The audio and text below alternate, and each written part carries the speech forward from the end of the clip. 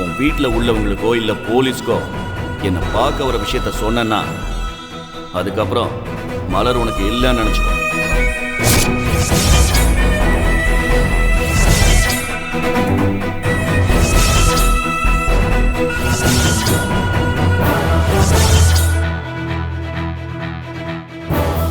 இதப்ப ஒழுங்கு மரியாதையா முதல்ல உன் கழுத்துல இருக்கிற அந்த தாலியை கழட்டி வீசிடி.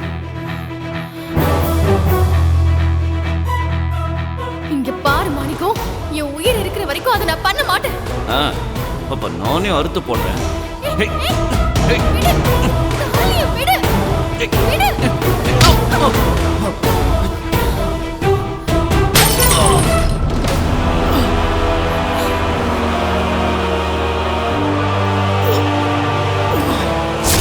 நாம இங்க இனிமே இருக்க கூடாது.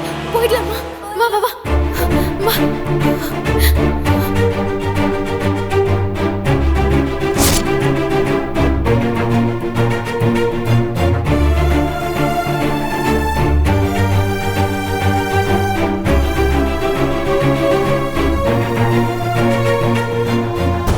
ஏமா இப்படி பண்ண?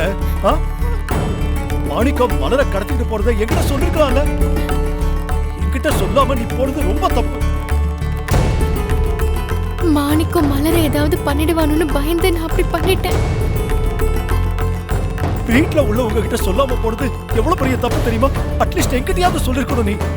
ஆமா செல்லம்மா, பெத்த புள்ளைக்கு ஒரு ஆபத்துன்னு தெரிஞ்சதும் எந்த ஒரு தாயா இருந்தாலும் புள்ளைய காப்பாத்த அப்படிதாங்க போவா. செல்லம்மாவும் அப்படிதாங்க போயிருக்கா. அந்த மாணிக்கத்தை போலீஸ் உடனே பிடிக்கணுங்க. என்னங்க, நீங்க கமிஷனர் கிட்ட செல்லம்மா மலர் வந்து விஷயத்த சொல்லி அவர் வர சொல்லுங்க.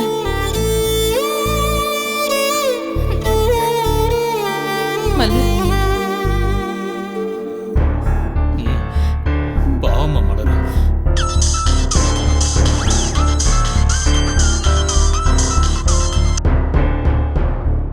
சொல்லுங்க சித்தார்த்.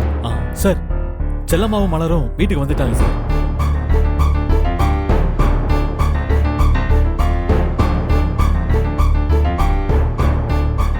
வீட்டுக்கு வந்துட்டாங்களா?